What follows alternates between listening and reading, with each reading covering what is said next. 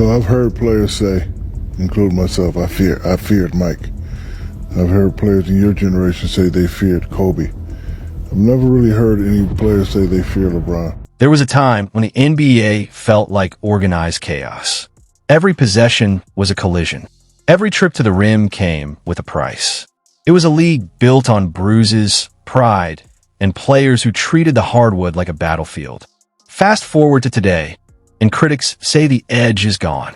The spotlight now shines on a superstar who dances before tip-off and celebrates longevity as proof of greatness. Some argue that records fall easier in this era, claiming legends like Michael Jordan would have shattered them in half the time under modern rules. But that's not even what truly set Shaq off. What pushed him over the edge goes much deeper than stats or celebrations. And when you hear it, you'll understand why the big man couldn't stay quiet. Because the game is different. Like, I want people to understand, and our fans to understand, that playing 82 games in the 80s and 90s is not the same as playing 82 games in the 2020s. The tension around today's NBA just reached a new level. According to insiders, Shaquille O'Neal has finally hit his breaking point. From off-court controversies and flashy fashion statements to what some see as a lack of respect toward the legends who built the league, Shaq is no longer holding back.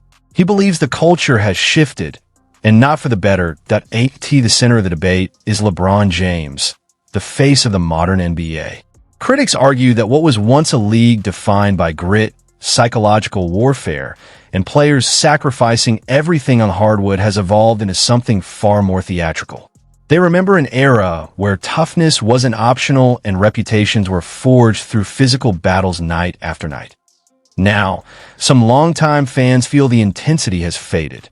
They say the game looks more like a showcase than a war, more performance than punishment. And when Shaq speaks on that shift, people listen, because he lived through the bruises and the battles. If you missed the clip that sparked this latest firestorm, here's what everyone's been talking about.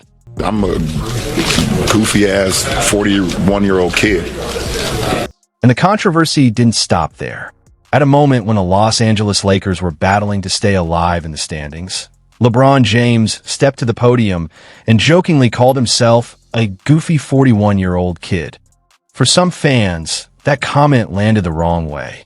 This is the same player many analysts place in the same historic conversation as Michael Jordan and Kobe Bryant, names that built their reputations on intensity and intimidation. Sources say Shaquille O'Neal wasn't just frustrated about championships or statistics. His concern runs deeper.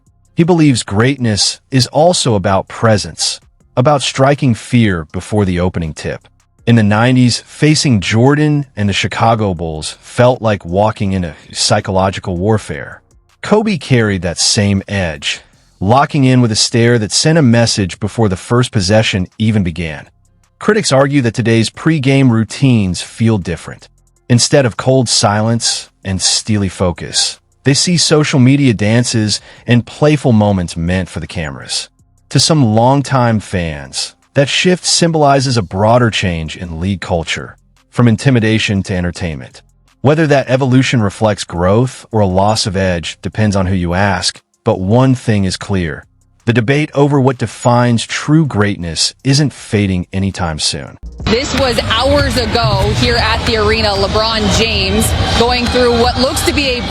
Some critics even point to the new Los Angeles Lakers warm-up routine, saying it feels more like a middle school drama rehearsal than a playoff battle. They argue the theatrics, the coordinated moves, and the camera-ready moments send a different message than the stone-cold focus fans remember from past eras. To them, it reflects how much the league's atmosphere has shifted from silent intimidation to full-on entertainment spectacle.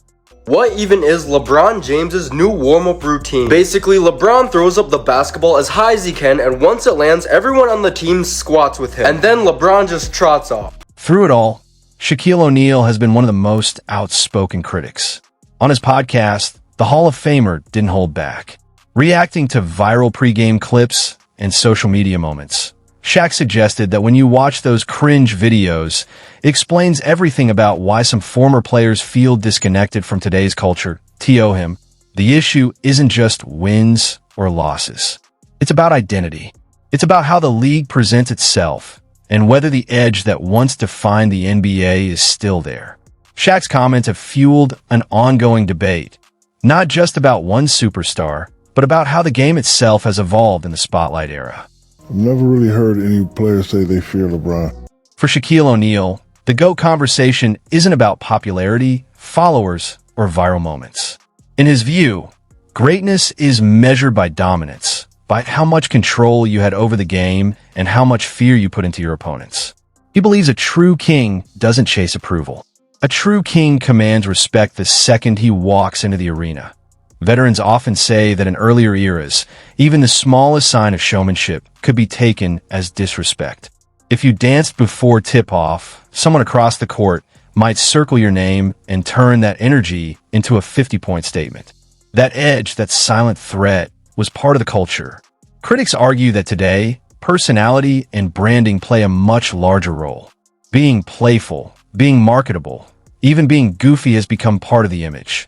The debate gets even more heated when former rivals speak up. Kevin Garnett has openly discussed how the Boston Celtics approached their battles with LeBron James during the late 2000s. Garnett suggested that their confidence came from believing they could outwork and out-tough him, especially in that pivotal 2010 playoff run. Whether that's competitive talk or hard truth depends on perspective, but it adds another layer to the ongoing argument about presence, intimidation, and what separates an all-time great from a cultural icon. Broke LeBron in Game 5. So get your to him, okay? The media and the league knew that they had an agenda in which we wasn't part of the agenda. You understand? That's how they ended up winning that series. Yeah, I said it. We didn't give a about LeBron. We didn't fear LeBron, and we didn't think that he can beat all five of us. To understand the frustration, many fans point to the mythology around Michael Jordan. Former players have shared stories about the tension in the building when he stepped on the floor. Some admit they felt the pressure before even checking into the game. His presence alone shifted the energy. It wasn't loud. It wasn't flashy. It was intense and unmistakable. Now contrast that with the reaction to LeBron James and the recent warm-up routines that have gone viral. Social media has had plenty to say, with fans debating whether those moments are harmless fun or a distraction. Critics argue that while teammates are trying to lock in, the spotlight seems to drift toward performance instead of preparation. Supporters counter that confidence and personality don't cancel out competitiveness. They just reflect a different era. For Shaquille O'Neal, the philosophy was simple: arrive, dominate, leave. No extra theatrics. No extended show. Just focused destruction between the lines. That's why some former stars say the fear factor feels different today. In past generations, a loss could fuel days of visible frustration. Now, players often move on quickly, facing cameras and social media within minutes. But according to longtime observers, the true breaking point came in 2016. After leading the Cleveland Cavaliers to a historic comeback in the NBA Finals, LeBron publicly declared himself the greatest of all time. He didn't wait for analysts or former legends to weigh in. He made the statement himself. For some, that was confidence earned. For others, it crossed an unwritten line. In that moment, more than any dance or warm-up routine, is what many believe truly divided the generations.